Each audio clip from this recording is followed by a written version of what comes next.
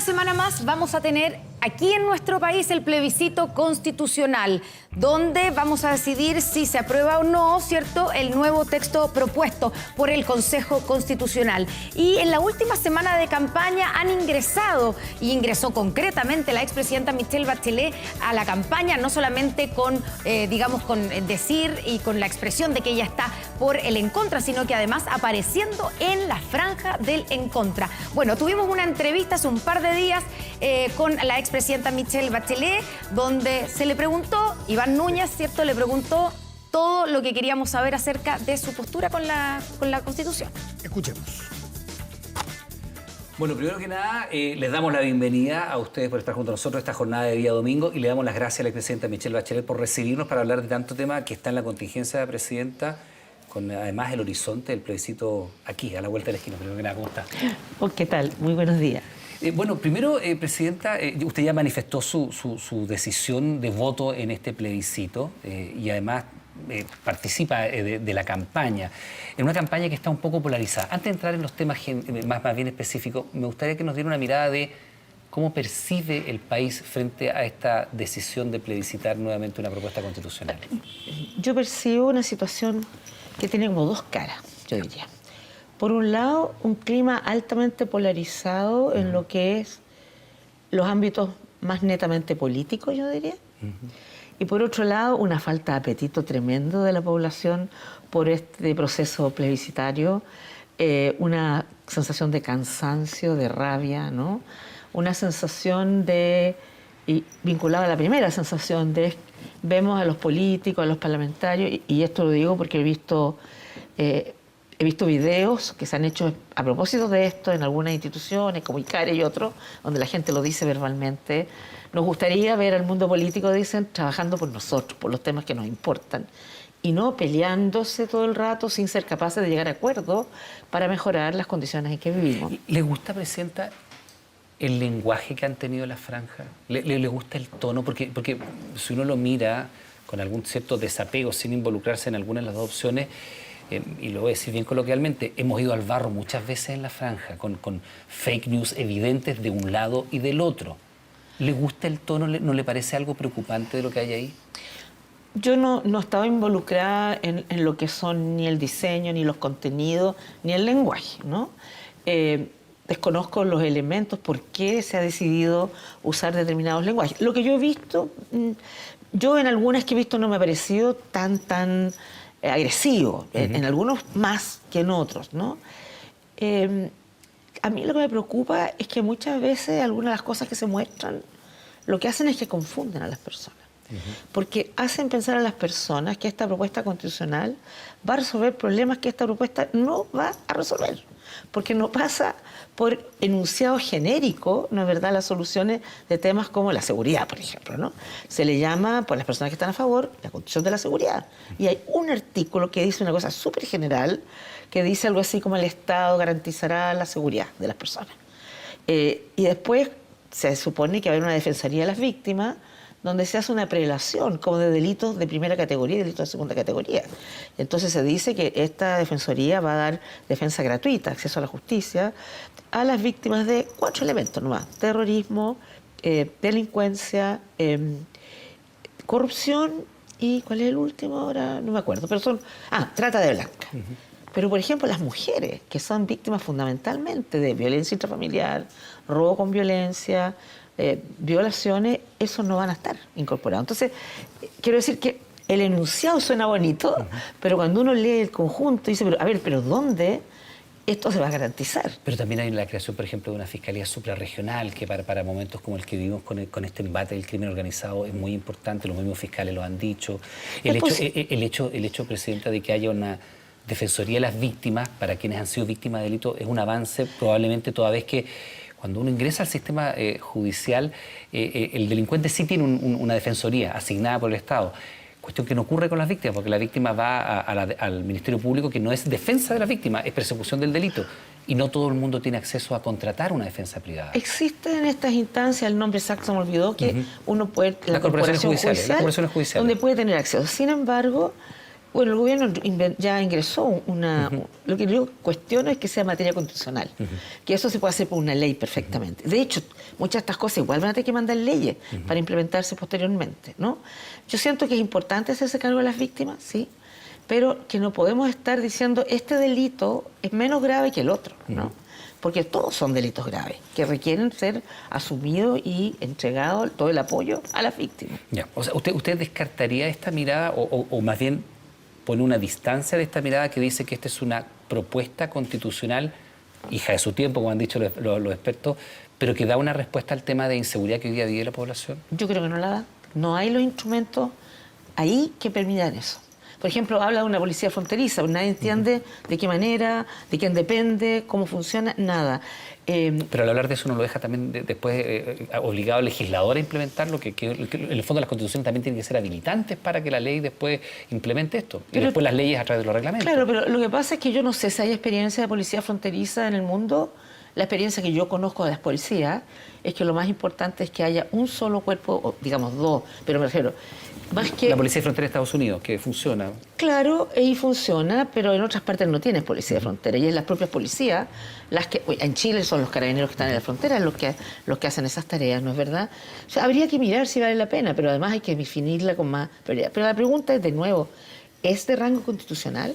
Porque el problema que me preocupa a mí es que muchas de las cosas que están en esta propuesta, como el tema de mantener el sistema de AFP, mantener el sistema de la ISAPRE, transforma, rigidiza y hace imposible la reforma de esas áreas porque tienen rango constitucional. Entonces, son todas materias, que deben ser materia de ley y no materia constitucional. Ya. Después entramos, si quiere, específicamente en el tema de seguridad, pero avancemos en su mirada de la Constitución. Usted ya esboza algo, de alguna manera se constitucionaliza la provisión mixta de algunos derechos como son seguridad social, salud, educación, que es un modelo que básicamente existe hoy día en nuestra sociedad, que en algunos casos ha sido exitoso, en otros regular y en otros ha sido francamente un fracaso. ¿A usted le preocupa que se lleve a rango constitucional la provisión mixta de estos servicios cuando hay una parte de la población que sí lo quiere? No, que está en la ISAPRE, es que no es eso que valora la pertenencia de los fondos de la AFP, la propiedad, que valora el poder aportar en la educación de los hijos. El problema es que prioriza lo privado versus lo público. Por ejemplo, en la educación dice que se va a entregar un voucher por estudiante. Sí.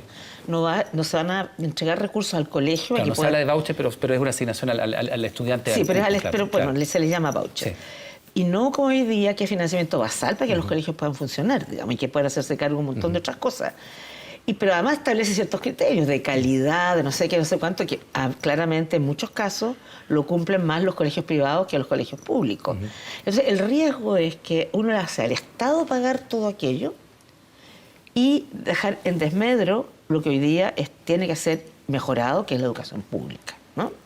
Lo mismo pasa con la salud, lo mismo pasa con un conjunto de otras cosas, y es que se tiende a priorizar lo privado versus lo público.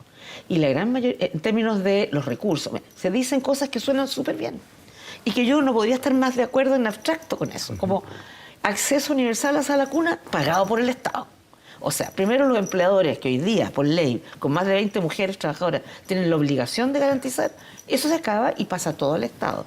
Y muchas cosas pasan al Estado y uno se pregunta, ¿y de dónde van a salir estos recursos? Entonces, el riesgo es que termine dejándose en peores condiciones los sectores que están siendo, acceden las personas con menores recursos, ¿no?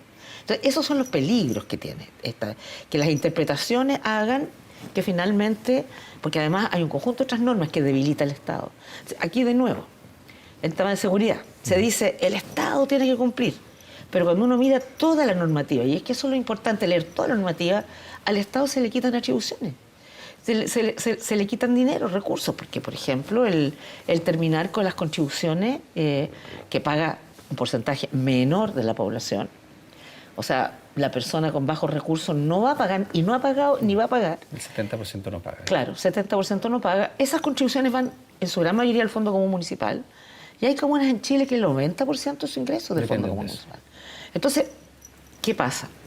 ¿Cuál va a ser la expresión? La expresión va a ser, efectivamente va a tener un impacto en seguridad, como se ha visto en la franja. Es decir, menos luminarias, menos cámaras de vigilancia, menos áreas verdes, espacios públicos donde la gente pueda prevenir, tener otra forma de convivencia, pero además tal vez también menos derechos sociales garantizados, menos dinero para la salud, menos dinero para la educación. Pero ya que entra en esa área, en el área de seguridad, también muchos dirían, por ejemplo, Presidenta, que fortalece la persecución del delito al tener una fiscalía, como le decía yo, suprarregional, con este fenómeno de crimen organizado que es nuevo en el país. Es algo que no le tocó a usted enfrentar probablemente, que es un fenómeno de los últimos años, donde tenemos algunas características del delito que no conocíamos: sicariato, personas secuestradas, sin duda, personas descuartizadas. Yo no estoy en contra de una fiscalía suprarregional, pero la pregunta es, ¿tiene que ir a la Constitución? ¿Por qué no lo hacemos por ley? Porque acuérdese que frente a situaciones específicas se generó en mi gobierno, con la fiscalía, lo que fueran las fiscalías como especializadas, ¿no? Sí, sí, sí. Entonces, esto, la de alta complejidad. Claro, de alta complejidad. Entonces, no es que no se pueda hacer por ley, uno no requiere cambiar la Constitución cada vez. Pero no necesita el país si usted quiere, una señal sólida de decir, mire, esto es tan importante, esta crisis de seguridad, que lo vamos a dejar en la Constitución. Es tan importante y sin ánimo alguno de estigmatizar a sectores de la población, regular la migración irregular, que cuando alguien migre de manera irregular a Chile pueda ser expulsado, que es una situación que hoy día ha hecho crisis. Pero hoy día se puede. Hoy día los países pueden expulsar. Pero, por ejemplo, Pero es muy difícil. El gobierno ha tenido que salir a explicar lo difícil. Es siempre difícil, porque uno tiene que... Hay un proceso administrativo. Hay procesos administrativos, por eso. Pero, por ejemplo, hay una propuesta que suena bonita, pero que va a ser muy difícil de implementar. ¿Usted está de acuerdo con eso, Presidenta, que una persona que entra irregularmente a Chile sea deportada por ese hecho? Porque las Cortes han dicho lo contrario en nuestro país. En la mayoría de los casos, cuando se lleva a un tribunal, se han parado las expulsiones. Yo creo que lo primero que hay que hacer es analizar caso a caso. Porque acá hay casos de refugiados que realmente está en riesgo su vida y por lo tanto hay que hacer ese proceso de revisión del caso y tomar la decisión, ¿no? Es que eso es lo que se hace ahora. Y lo que se hace ahora, el resultado es que, yo no sé si alguien tiene las cifras, yo se lo he preguntado al ministro de Justicia, se lo he preguntado incluso al presidente, no sabemos cuántas personas hay irregulares en Chile. No hay un número sobre eso. Y tampoco sabemos de esas cantidades. Se lo preguntaba al ministro de Justicia el otro día, ¿cuántas personas hay irregulares en Chile? Y la respuesta es, mire, yo le puedo decir cuánto ha aumentado la cantidad de personas extranjeras presas. Pero eso ya son personas que cometieron delito, que fueron condenados y que fueron sometidos al sistema judicial, pero no tenemos datos sobre eso. Y en este momento no es un gran tema para ponerlo en la Constitución. Yo no sé si... A ver, usted lo podría tener en la Constitución, pero resulta que tiene que tener acuerdo con los países vecinos para poder devolverlo al país de origen. Ya, ¿no? eso es política. Claro, pero no hay voluntad de todos los países vecinos que le devuelvan a los migrantes que son... ¿Venezuela? Mire, lo que quiero decir es que el ministro de Relaciones Exteriores intentó que esto fuera un tema entre los distintos países vecinos y hubo países que dijeron, no, esto es interferencia de ustedes en mi soberanía, así que usted no me va a venir a decir lo que yo tengo que hacer. Entonces, yo creo que lo que pasa es que lo que no debe hacerse es asegurar de que hay una bala de plata que va a resolver todos los problemas, porque no es así, no es temas de tanta complejidad. No tienen soluciones fáciles, ¿no? No tienen una solución. Y uno ve muchas veces que hay un cierto populismo de algunos sectores que dicen como, no, esto se resuelve así, ya. Y no es verdad. Los temas son complejísimos. Presidenta, y por eso le insisto, yo no estoy en contra de un mecanismo, pero si yo no aprobaría una Constitución que es mala solo por ese mecanismo, ¿entiende? Aunque pueda parecerle que le hace sentido esa norma. Y me podría hacer sentido decir, hagamos una ley y créamelo. Evidentemente el tema de seguridad está allí y ahí la gente tendrá que leer el texto y tomar su posición. Pero déjeme decirle algo. Dígamelo. Yo creo que si usted no es abogado, no se va a dar cuenta de las letras chicas y de las trampas que tienen muchas normas. Porque hay palabras que tienen un sentido. ¿Me quiere dar un ejemplo? Ya que hablamos, porque iba a pasar los temas, usted dice seguridad y me dice, déjeme decirle algo. ¿Hay algo de seguridad que usted diga que se requiere de letra chica? No seguridad, sino que quiero decirle en general de la Constitución. Que la gente la lea. Sí, por supuesto. Pero cuando la gente la lee y no son expertos... Usted dice que es muy técnico. Es muy técnico, por un lado, en un lenguaje que parece neutro, pero que uno tiene que leerla en su conjunto, porque de repente hay una norma que puede sonar ok, pero otro capítulo más allá hay una norma completamente contraria. ¿no? Ya. Bueno, hay una palabra, ya que usted está hablando del detalle, hay una palabra, y yo le decía, un eje grande de esta discusión constitucional tiene que ver con la seguridad. Me parece que otro eje grande que se ha instalado tiene que ver con los derechos de la mujer, y ahí hay una palabra, el famoso, la protección del derecho de la vida de quién está por nacer, en contraposición a lo que hay en la Constitución hoy día, que es la protección del derecho de la vida de el qué está por nacer. El qué por el quién implica, y sin ser muy aburrido ni lato, la diferencia entre un sujeto de derecho y un objeto de derecho. Eso para muchas personas se ha interpretado como la posibilidad, no una certeza, la posibilidad de que se retroceda, por ejemplo, en legislación como la que permite la despenalización de la interrupción del embarazo entre causales que está en nuestro país. ¿Usted suscribe eso? ¿Es una posibilidad o eso es un riesgo real? A ver, lo primero es que la Constitución del 80 hablaba de el que está por nacer, y esa frase, esta otra incluye dos, y también habla de niños todo menor de 18 años, más esto otro, más el quién está por nacer. Y efectivamente tiene esa diferencia, ¿no? Yo de verdad creo que esto no es fantasía. Creo que hay un riesgo potencial muy importante. Y le voy a explicar por qué. En base a mi propia experiencia. Cuando nosotros, como Ministerio de Salud y con el instituto, con algunos institutos, qué sé yo, se vio la posibilidad de ingresar al país lo que se llamaba anticoncepción de emergencia, porque la gente lo conoce como la píldora del día después. ¿Cuántas veces fue en el TC? 8 veces, para tratar de prohibir la venta. En la primera perdimos, nos preparamos mejor para las otras y ganamos. Y justamente ahí el TC dijo, persona es quien ya ha nacido. ¿Ya? Ahí diferenció entre sujeto y objeto de derecho. Después, cuando se discutió las 3 causales, este mismo tipo de lenguaje era la que usaba quienes estaban en contra de la ley, ¿no? Y cuando se aprueba y se va, de nuevo, hay un requerimiento al Tribunal Constitucional, vuelve a usarse este mismo tipo de lenguaje. Y además, hoy día hay en el Parlamento 1 o 2 propuestas de ley de los partidos republicanos para derogar. Entonces, aquí no es que alguien despertó paranoico, no sé si me entiende. Aquí hay razón, digamos, hay una evidencia histórica de que se trata de utilizar este tipo de lenguaje para, pensando, declarar inconstitucional, y hay algunos personeros que lo han dicho públicamente. Presidente, para que no quede duda sobre lo que usted piensa sobre esto, si se aprueba esta Constitución, esta propuesta constitucional, ¿usted diría que está en riesgo el embarazo en 3 causales en nuestro país? Yo creo que hay un riesgo, que es peligroso, sí. Lo segundo que quiero decir es que hay otra... Perdón, ¿y eso significa un retroceso en los derechos de la mujer? O sea, ¿esta propuesta constitucional implica un retroceso en los derechos de la mujer? Puede implicar un retroceso importante en los derechos de la mujer. Si hay sectores que quieren declarar inconstitucional muchos de los avances que se habían logrado. Hay que recordar que durante toda la dictadura militar existía el aborto. Sí, claro. Y un mes terapéutico. Sí, y un mes antes de que cambie el gobierno, por decreto se elimina, porque los sectores más conservadores deciden ahí eliminarlo. Entonces, o sea, nos demoramos tantos años en lograr que las mujeres puedan tener opciones frente a momentos muy difíciles en sus vidas, ¿no?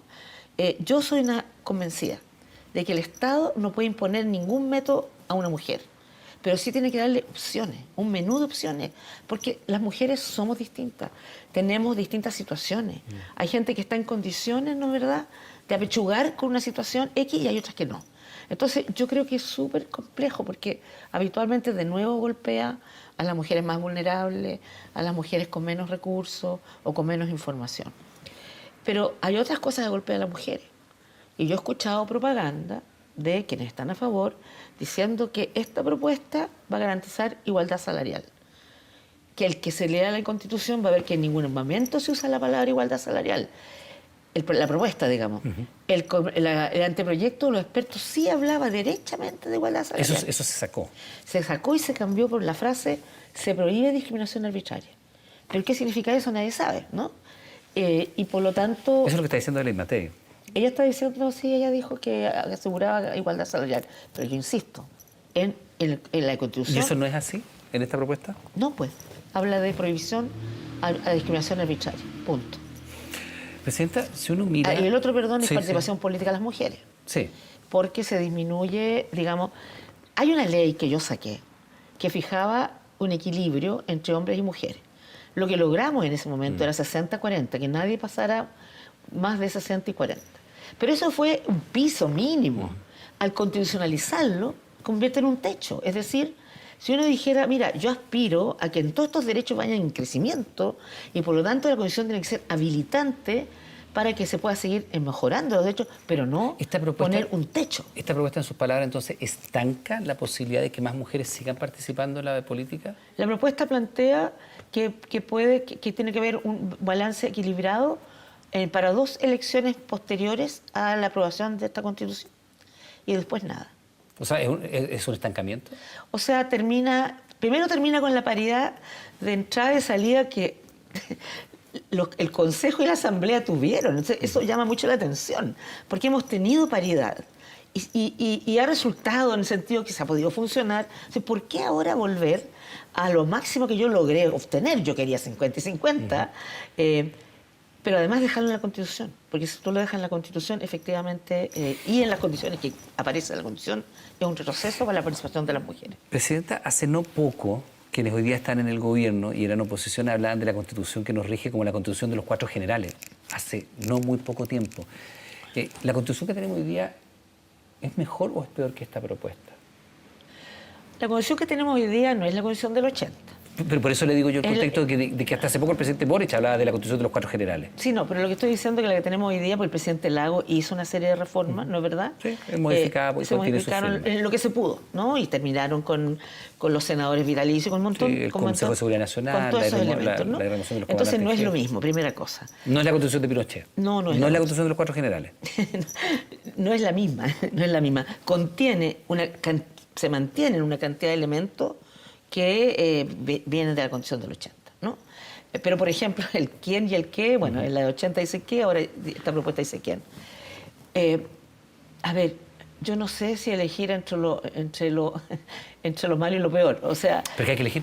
Pero claro... Hay que elegir, o sea, la elección, entre otras cosas, es eso, es ¿apruebo este texto o rechazo ese texto? Si apruebo este texto, tengo un texto nuevo. Si lo rechazo, me quedo con la Constitución actual. Sí, pero es que en muchos puntos esta Constitución es peor que la del 80. Porque en la del 80, y lo dijo Pepe Piñera, el sueño, lo que no logramos introducir en ese momento, ¿no? Ahora sí. Ahora se constitucionalizan modelos sociales, modelos económicos.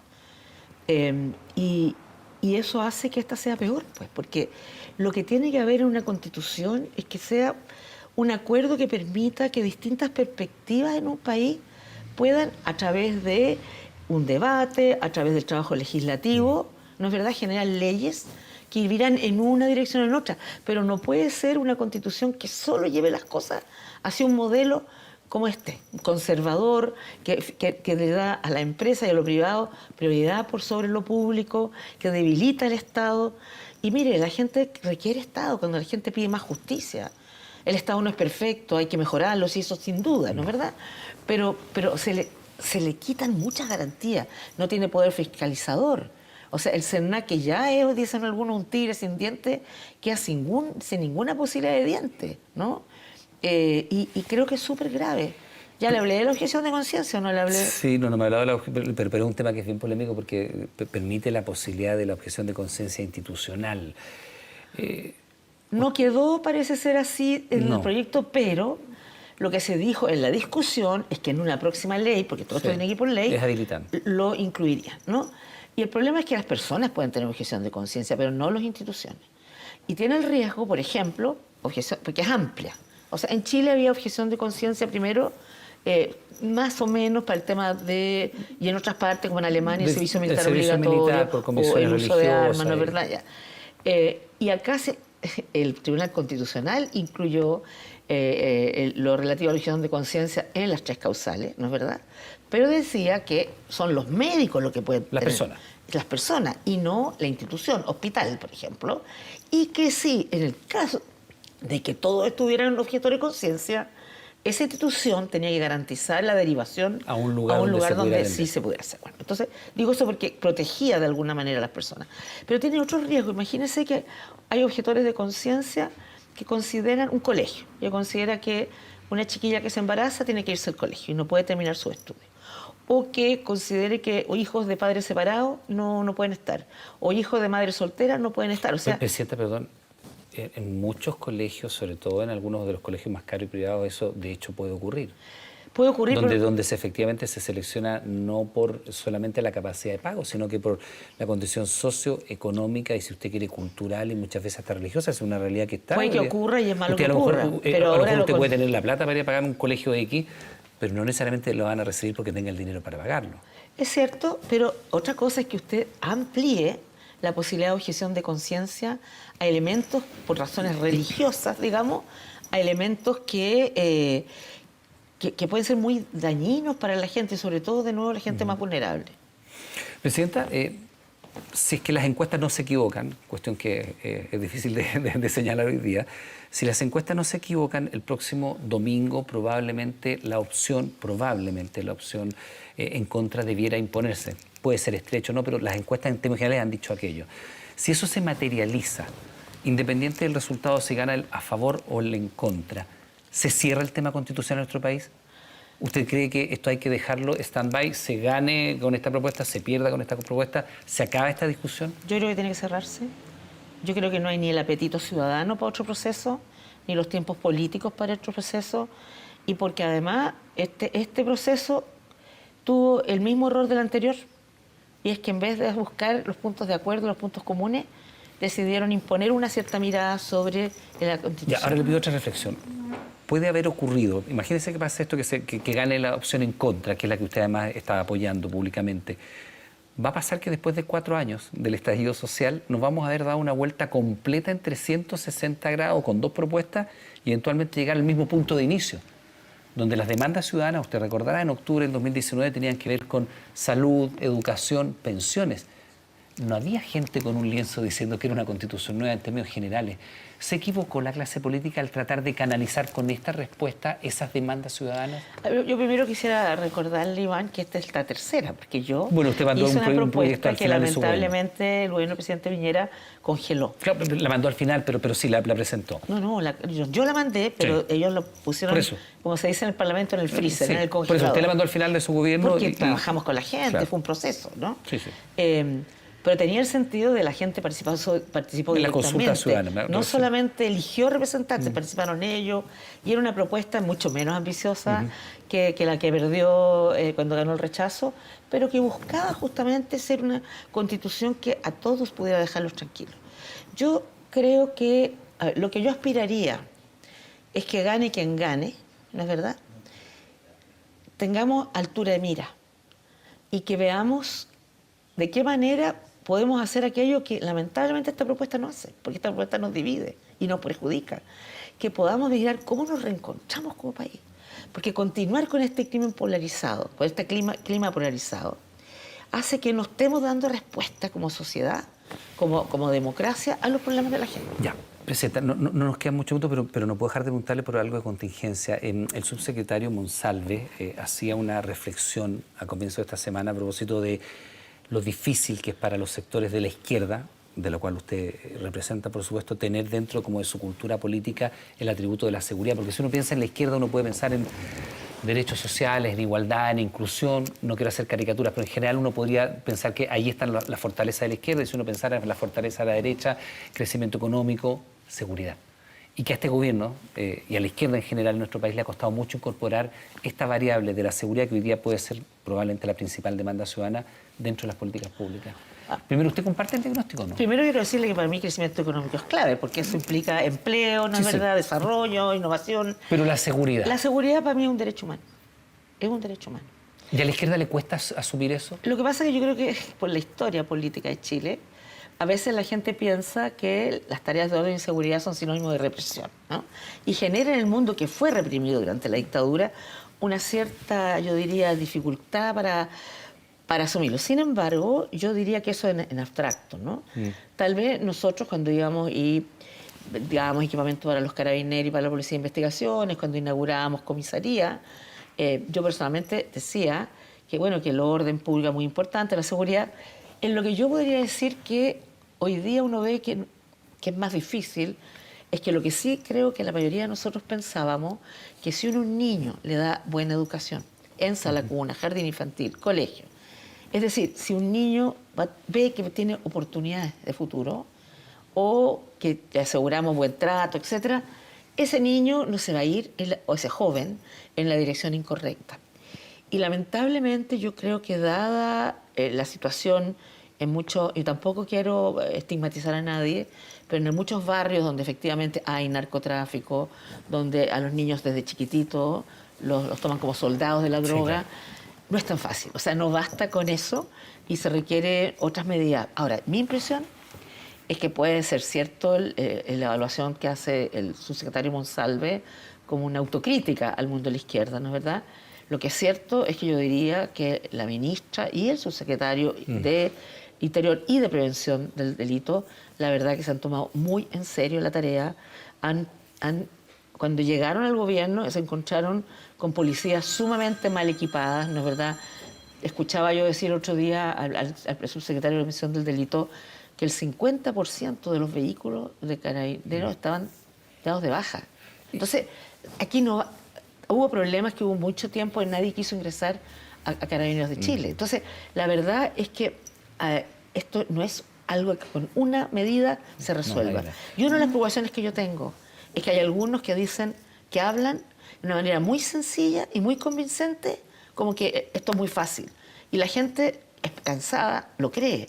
Y la verdad que no es fácil para nadie. Desde su perspectiva, ¿qué tan grave es la crisis de seguridad por la cual está atravesando el país? Se lo pregunto porque ha habido la erupción de fenómenos delictuales que no conocíamos y que en los últimos... Bueno, nosotros que presentamos la noticia todos los días, nos toca hablar de secuestro, de sicariato, de gente descuartizada, cadáveres que son arrojados a la carretera, niñitos de 5 años que mueren baleados. Sí, yo no voy a meter en el tema si hay más delitos que antes, porque desconozco, algunos dicen que no hay mucho más delitos. Lo que ha aumentado es la percepción de inseguridad y la violencia de los crímenes, y los homicidios puntualmente. La violencia ha cambiado brutalmente, ¿no?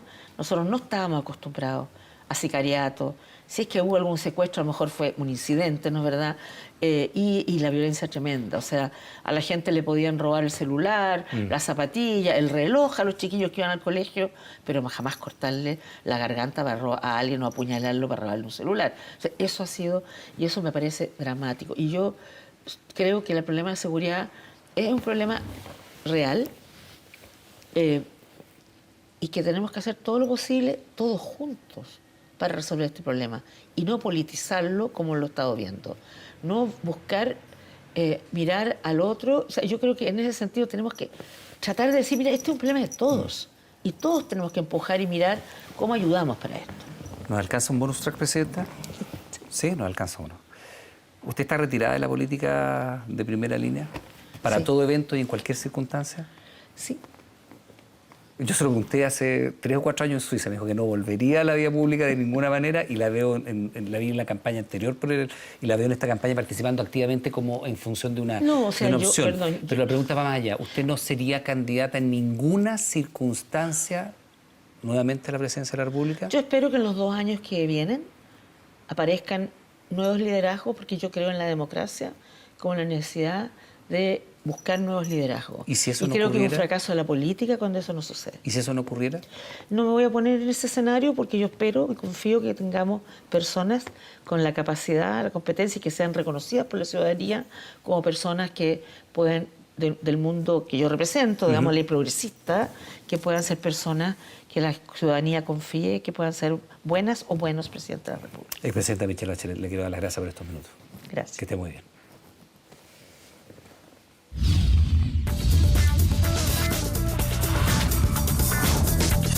Estado Nacional.